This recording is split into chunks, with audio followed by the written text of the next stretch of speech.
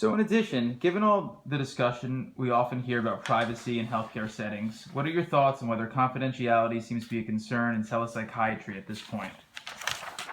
Well, this is definitely something that comes up a lot, and there are strict regulations in place at this point, as you may have seen actually on the official American Telemedicine Association website, where it's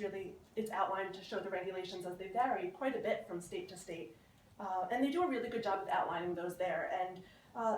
at the same time, this is something that I've heard a lot about, mostly in the context of clinicians wanting to make sure, understandably so, that they are adhering to these regulations, and especially with this kind of specialty, to comply with the set standards. So even though one of the reasons that this was developed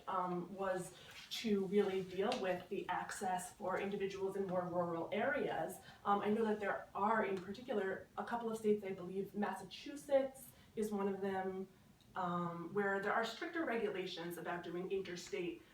contact or online therapy. And I know one of my colleagues also who developed this as a service available in a state hospital in New York, really had to check on all of these issues and look into the technical consultation aspects, specifically to look at settings up for confidentiality and the specific programs used, things like online settings, connections, file type, and the kinds of protection, password issues, things like that. Yeah, I mean, the issue of confidentiality in medical settings in general is a very hot topic right now. The use of HIPAA forms and the talk about HIPAA for every kind of care has made everyone really aware that confidentiality is something that every patient in a healthcare setting has a right to.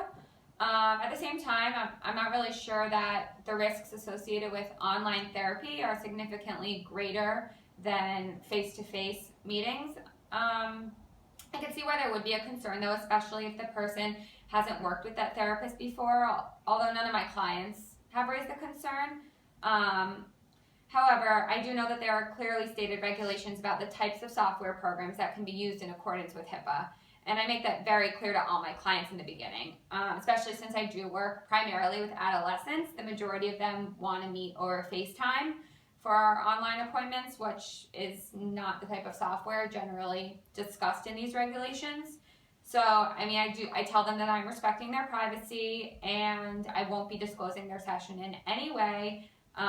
except for the usual safety concerns if, they're at risk of harming themselves or others. But they need to know that even though I'm willing to do this, it's not officially a HIPAA approved modality using FaceTime, but I still do it with them if that's what they want.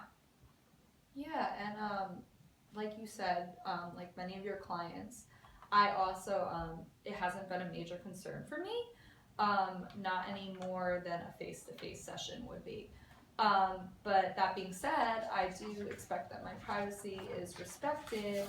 but I guess there is no way I can really guarantee that, and I kind of feel the same way for a face-to-face session. There's no way I can absolutely guarantee that is being respected.